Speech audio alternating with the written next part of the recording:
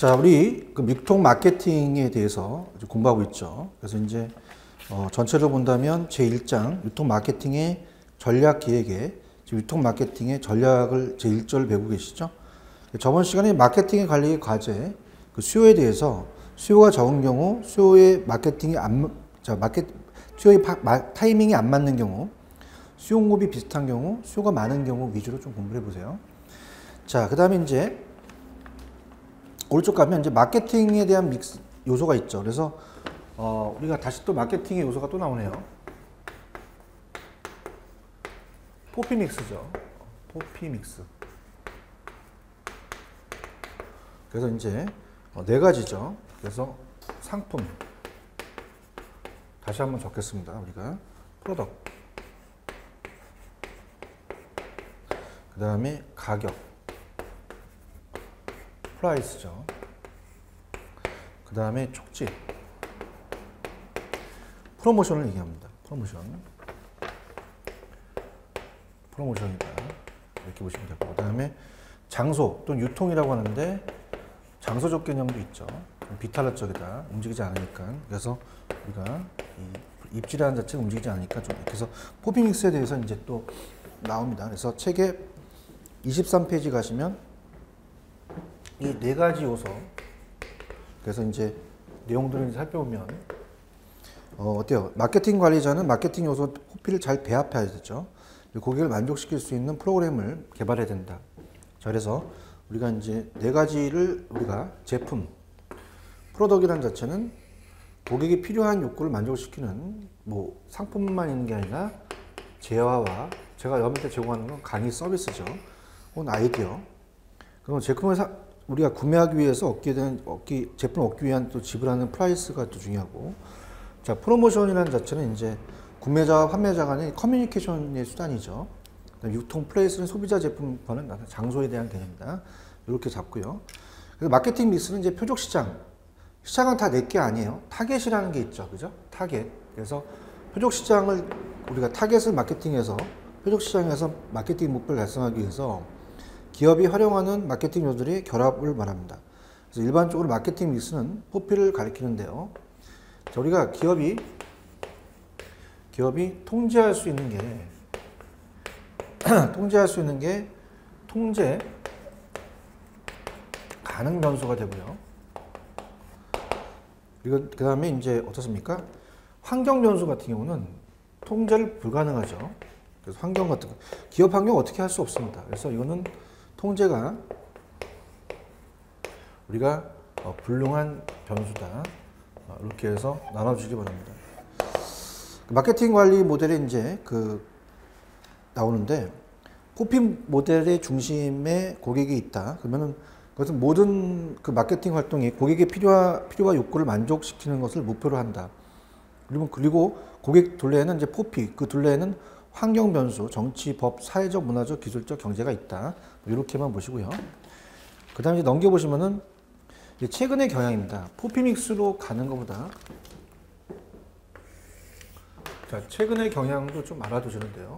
최근의 경향은, 이제 코틀러라는 학자가 이제 얘기를 하면서 포피보다는 포시로 가자. 그죠? 그래서 제품이 아니라 고객이 원하는 컨서머로 가자. 그래서 고객으로 이제 가자는 어떻습니까? 제품보다는 고객 위주로 가자는 거고, 고객 가치가 있고, 그 다음에 이제 가격에 대한 프라이스가 아니라 소비자들이 구매하는 데 들어가는 노력, 시간적, 심리적 부담이기 때문에 코스트, 비용으로 이제 따져서 비용으로 한번 따져보고요.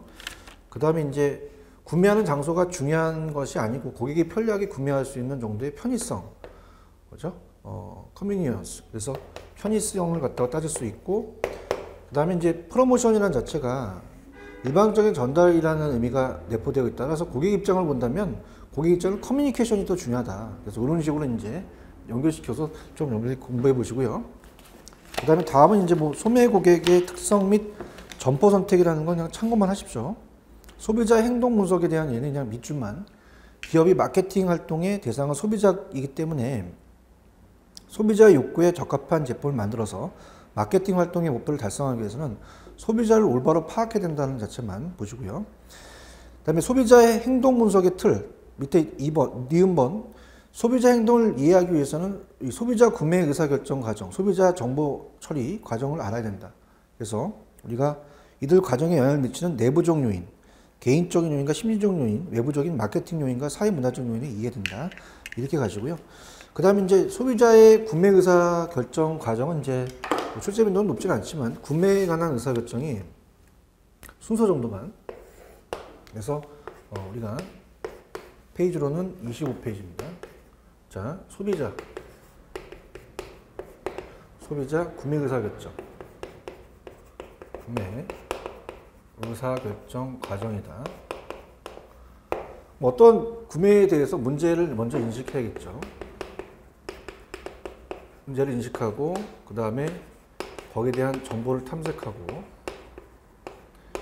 그 다음에 이제 대안을 평가한 다음에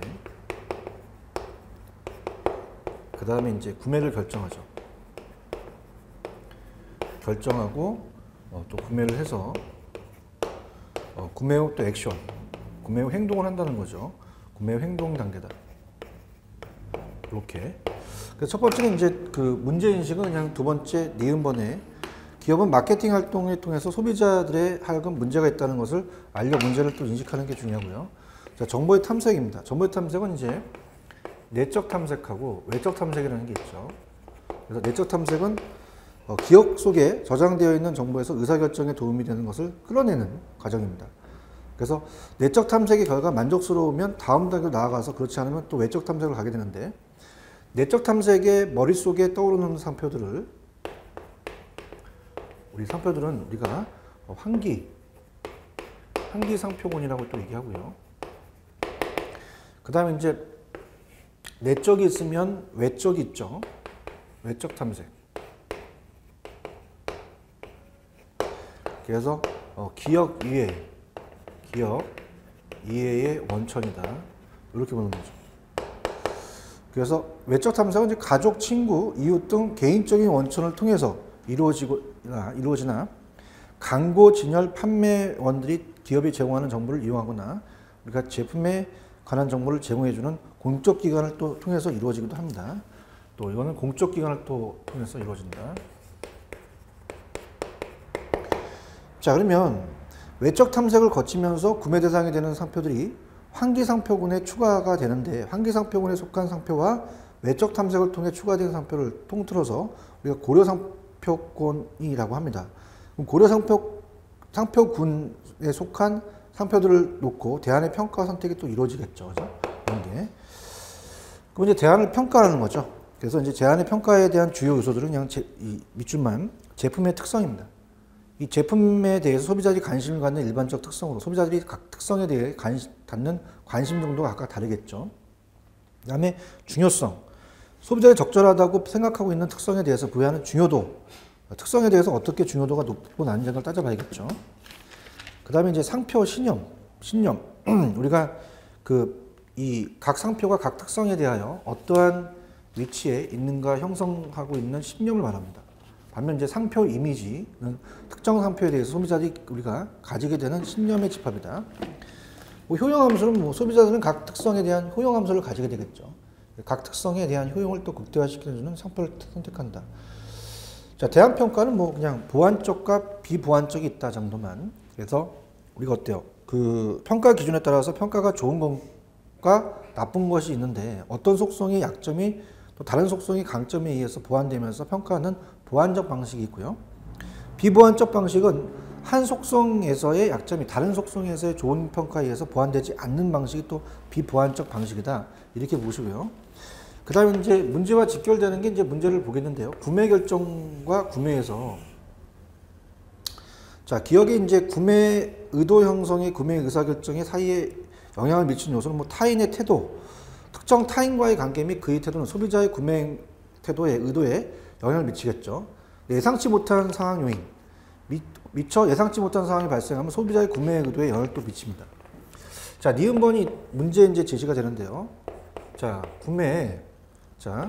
의도 형성에서 우리가 구매 의사결정 사이에 지각된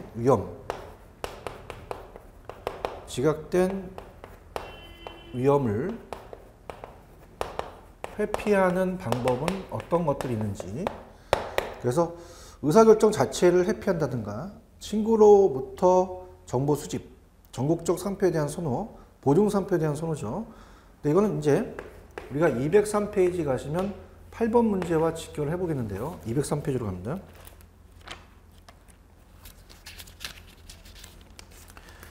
자, 8번 문제. 다음 중 구매 의도 형성, 구매 의사결정 사이에 지각된 위험을 회피하는 방법을 보기 어려운 것은? 자, 지금 친구로부터에 대한 정보 수집, 의사결정 자체 회피, 보증 상표에 대한 선호, 전국적 상표에 대한 선호인데 인위적 부조화의 발생이라는 건 없잖아요. 4번이 정답이다. 이렇게만 좀 우리가 봐주셨으면 하고요. 그 다음에 이제 그 정도 봤으면 이제 과정에서 우리가 이제 구매 후 행동이라는 자체는 뭐 어떻습니까? 우리가 그 마지막 구매 후 행동은 그 만족과 불만족한 제품 성과에는 달려있는 것이 아니라 기대와 성과에 달려있다. 즉 기대보다 성과가 더 크면 만족하고 기대보다 성과가 작으면 불만족해서, 그리고 불만족의 경우는 이제 인지적 부조화가 발생한다. 그래서 구매 결정 및 구매가 아니라 인지적 부조화는 구매 후 행동이죠. 그게 이제 나왔네요. 자, 그다음에 그 우리가 이제 제목 위주로 이제 간다면 또 소비자의 정보 처리 과정이라는 게 있습니다. 이것도 이제 보는데요. 27페이지입니다. 자, 세 번째. 소비자의 정보 처리 과정.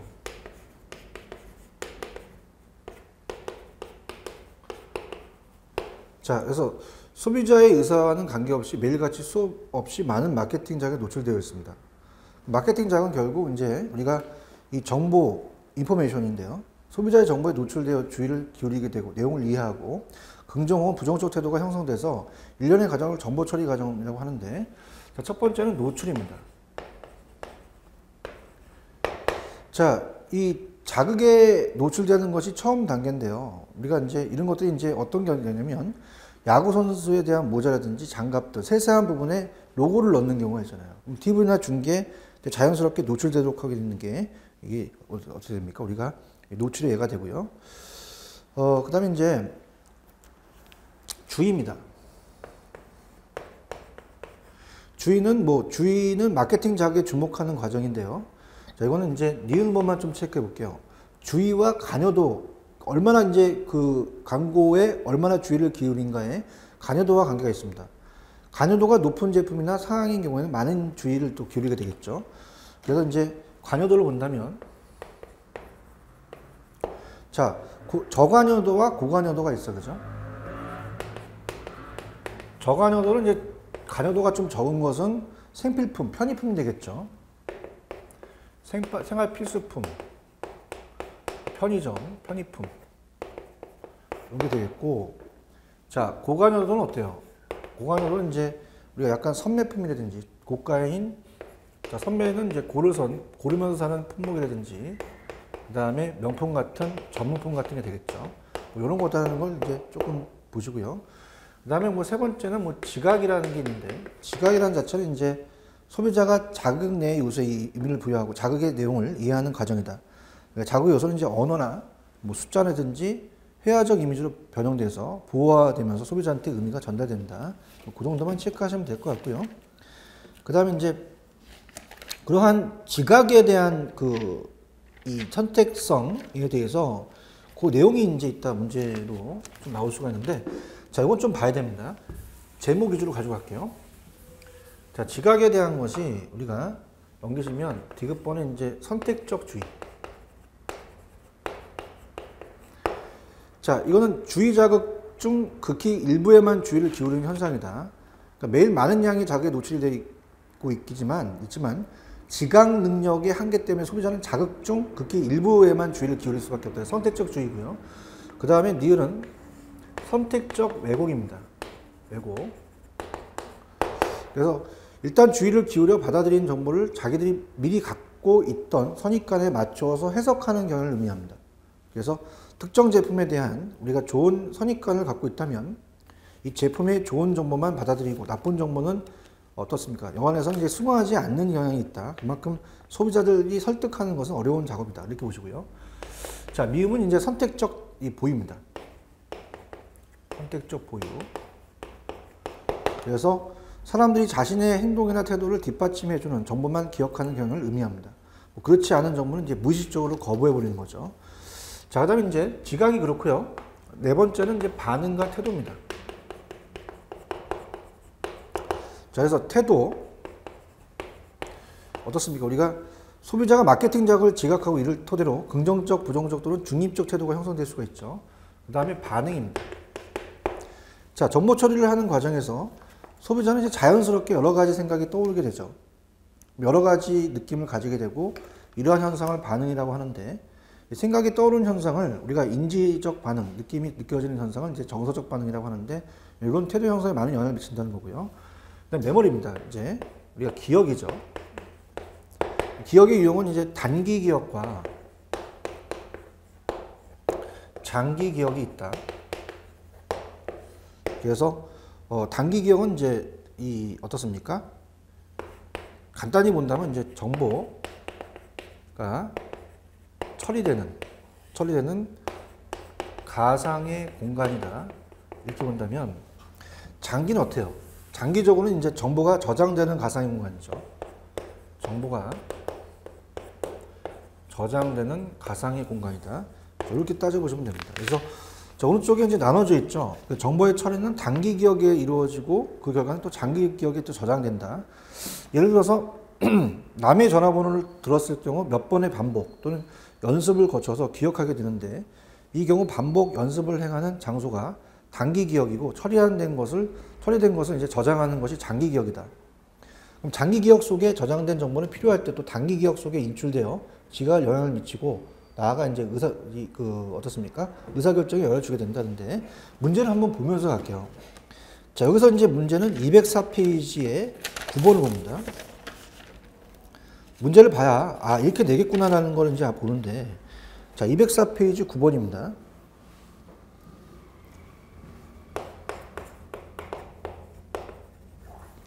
자, 다음 중 특정 제품에 대한 좋은 선입관을 갖고 있다면 제품의 좋은 정보만 받아들이고 나쁜 정보는 어떻습니까? 여간에서 수긍하지 않는 경향이 있는 것을 무엇이라고 하냐? 이거로 선택적 왜곡이죠. 아까 선택적 왜곡 이걸 물어봤네요. 자, 그래서 일단 주의를 기울여 받아들인 정보를 자기들이 미리 갖고 있던 선입관에 맞춰 해석하는 우리가 경향을 말한다. 자, 그렇게 해석하시면 돼요. 자, 그 다음에 이제 또 29페이지에 가겠습니다.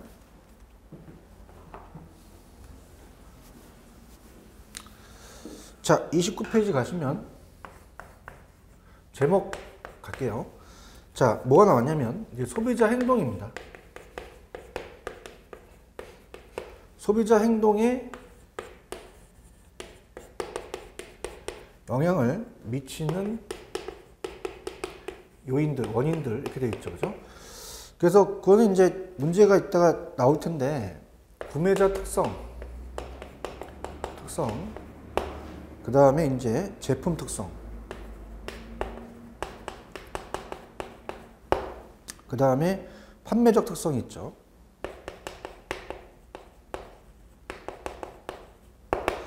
그 다음에 이제 그 판매적 특성, 상황 특성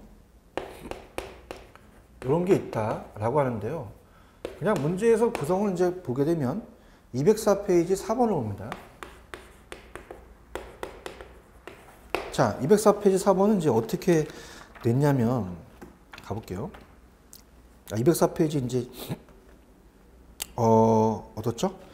그 9번이죠, 9번. 10번입니다, 10번. 10번을 보시면 여기 속하지 않는 것은 이게 간단하게 됐어요. 우리가 소비자 행동에서 영향을 끼치는 요소가 보기 어려운 것은 구매자, 제품, 판매자, 상황 특성이 있는데 공급자 특성이라는 건 없잖아요. 그죠? 소비자의 행동이니까 당연히 공급자의 특성은 들어가지 않겠죠. 뭐 이렇게 낼 수가 있죠. 그죠? 이렇게 미리 봤던 거고요. 그 다음에 이제 우리가 이제 29페이지로 가시면 다시 문화적, 사회적, 개인적, 심리적이 있잖아요. 그죠? 그래서 이제 문화적은 당연히 문화, 하위 문화, 사회 계층이라는 게 문화라는 게 들어가고요. 사회적 요인은 중고 집단 가족 역할과 지위. 그죠? 가족은 이제 사회적이죠.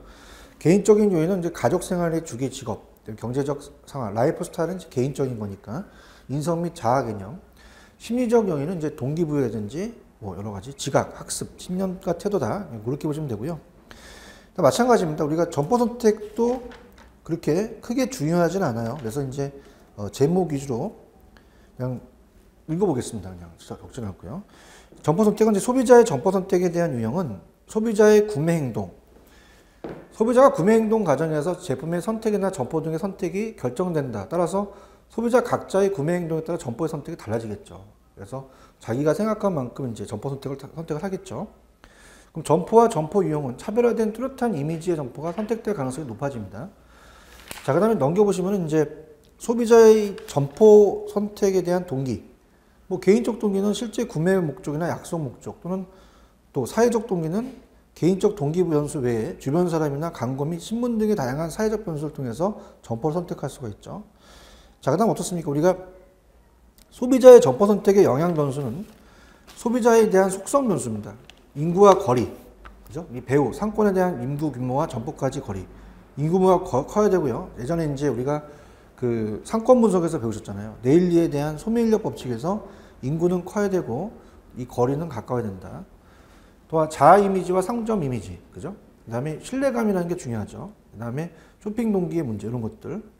그럼 점포 속성 변수는요, 점포가 입지가 중요하죠. 입지는 정적입니다. 상권 분석은 좀 동태적이죠. 그래서 한번 출제가 된 적이 있었어요. 그래서 입지는 정적, 상권 분석은 동태적.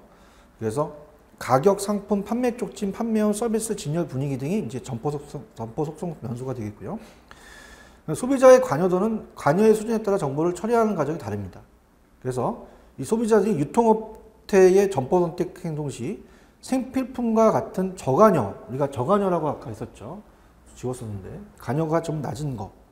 그래서 제품 구매에 있어서는 이제 가격 우위형 할인점에 대한 사전 기대 수준, 실제 경험성과가 높게 나타나고요. 이 전문품은 이제 선매품, 고급 가구나 의류, 보송 이런 고관여죠. 그래서 가전, 가구, 의류 등과 같은 고관여 제품 구매에 있어서는 서비스 우위의 백화점에 대한 사전 기대 수준 및 실제 경험 성과에 높게 나타날 예상이다. 그러니까 이 생필품은 좀 저렴한 관여도가 낮은 것은 이제 가격에 대한 걸 좀 생각하겠고요.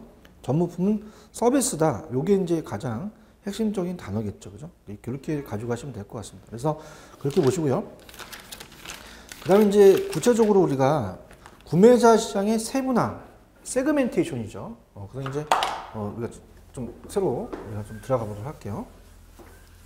자, 이제 이쪽 정리를 이제 좀 차분하게 정리를 해드리도록 하겠습니다.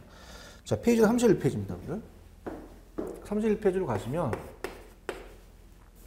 자, 제목 위주로 간다면, 이제 구매자 시장으로 가야죠. 구매자 시장에 사람을 세분화시키는 게 이제 세그멘테이션이에요.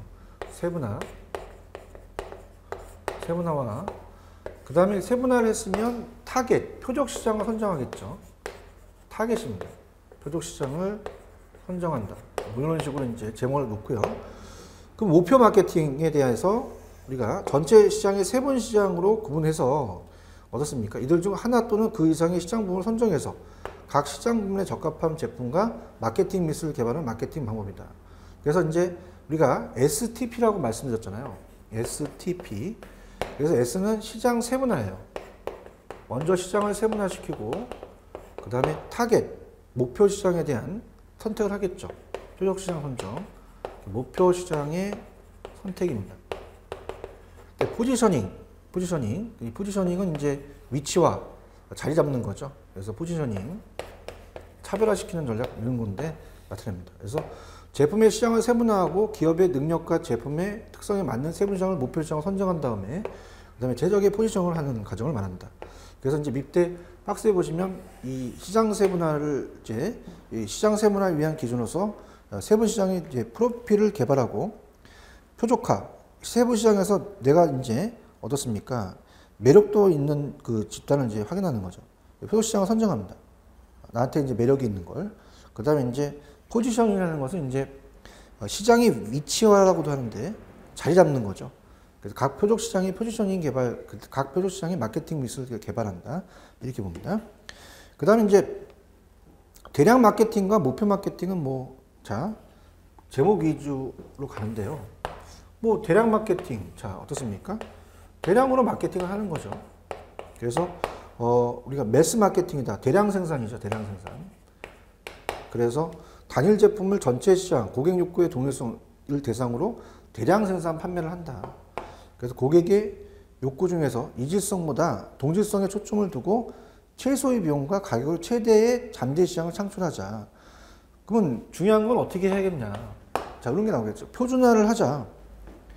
표준화에 대한 우리가 좀 더 그 원가 절감을 해서 원가를 줄여서 비용을 줄이자. 그러면 어떻게 하겠느냐? 규모의 경제를 하자. 규모의 경제로서 규모의 경제를 크게 해서 대량 생산을 하자. 그럼 원가 절감이 될 것이다. 그렇다면 이제 우리가 다른 경쟁 업체보다 조금 우위에 있는 가격 우위에서 갈 것이다. 뭐 이런 전략이 되겠고요. 그 다음에 이제 대량 생산보다는 제품을 좀 더 차별화시키자. 프로덕이라는 마케팅이죠. 그래서 제품 차별화. 제품 차별화 마케팅입니다.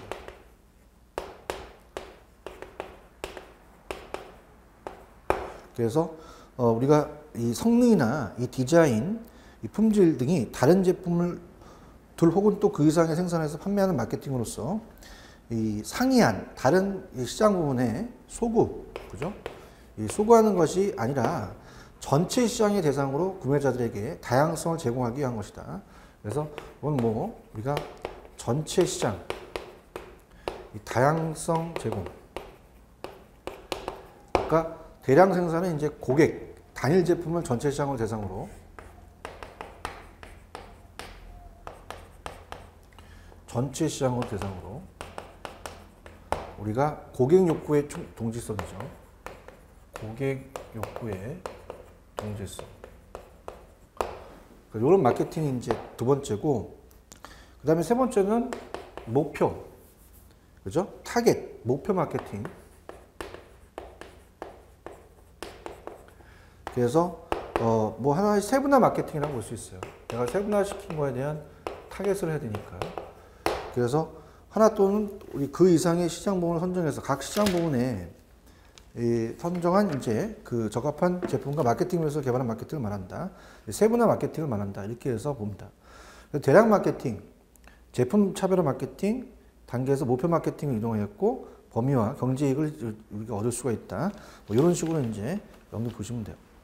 자, 그러면 당연히 키는 이제 대량 생산은 표준화해서 원가 저감을 규모의 경제를 일으켜서 단일 제품 전체 시장이 고객 욕구의 동질성을 가지면서 대량 생산하자. 제품의 차별화는 이제 전체 시장의 다양성을 제공하면서 차별화시키자. 목표 마케팅은 이제 세분화 마케팅이다. 이렇게 정리하시면 됩니다. 그럼 이제 시장 세분화라는 것은 나오죠. 그럼 시장 세분화라는 자체가 어떻습니까? 그 세분 시장이죠. 그래서 이제 다시 이제 제목을 놓고 또 살펴본다면 32페이지입니다. 32페이지 가시면 자, 제목이 이제 시장 세분화예요. 자, 그래서 누구 구별할 것이냐? 세분 시장.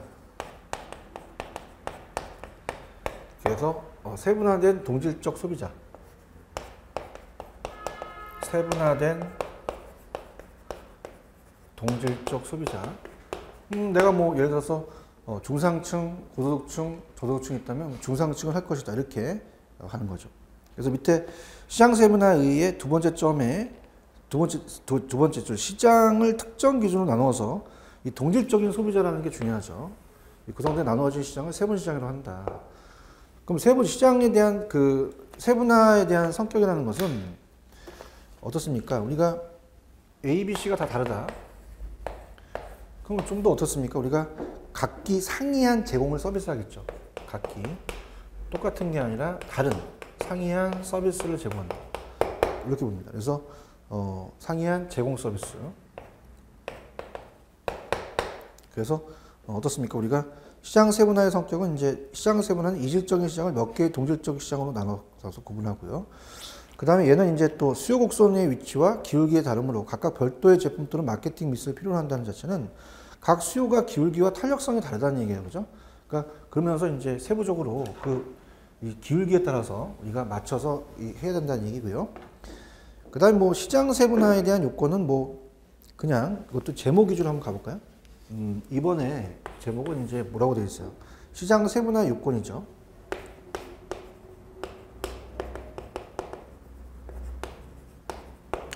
그래서 이제 이 기억은 이제 내부적, 앞에만 본다. 내부적으로 동질적, 외부적으로 당연히 이질적이죠. 개개 세부 시장은 마케팅 변수에 대하여 상이한 반응을 보일 만큼 이질적이어야 하지만 시장 내의 소비자들은 마케팅 변수에 대해서 또 동일한 반응을 보여야 된다. 그래서 만약 한 세분 시장의 내에 이질적인 소비자가 있다면 다른 소비자와는 다른 반응을 또 보일 거기 때문에 문제가 되죠. 그 다음에 두 번째는 측정 기능이네요. 측정 기능. 그래서 구매자의 이 특성에 관한 정보를 입수함으로써 이 세분 시장의 크기와 구매력을 측정할 수 있습니다. 그래서 즉 이 세분 시장의 어떤 특성, 구매력, 크기 등을 측정할 수 있어야 적절한 전략을 수립할 수가 있죠. 예를 들어서 가격의 민감도란 말이에요. 측정을 해야 된단 말입니다. 그러니까 민감도는 이제 우리가 감음도라고도 하는데요.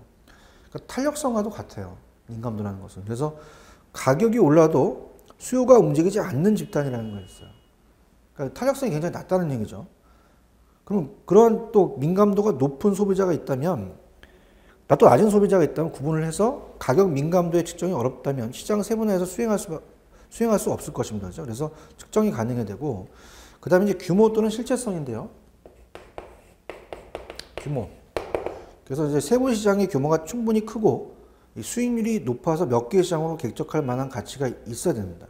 그래서 이 세부 시장별로 상이한 마케팅 전략을 구사하는데 들어가는 비용을 보존할 수 있어야 됩니다. 그래서 실체성이라고도 얘기를 해요. 그 다음에 이제 근접 가능이라는 자체는, 자, 세부 시장에서 소비자들에게 효과적으로 근접할 수 있어야 됩니다. 그들의 현재 유통수단으로 접근할 수 없는 농촌 지역에 살거나 TV, 신문의 보급률이 낮아요. 광고를 거의 접하지 못하고 있다면 이 세부 시장은 마케팅 입장에서는 이제 의미가 없다는 얘기죠. 안 먹힌다는 얘기죠. 그 다음에 이제 미음은 신뢰성입니다. 자, 그래서 세부 시장을 일정 기간에 걸쳐서 일관성 있는 또 특징을 지녀야 되고, 유효 타당성이라는 게 마지막이네요. 유효 타당성이다. 자, 그래서 세부 시장이 구분 시장에 또 타당해야 된다. 이렇게 보시는데요.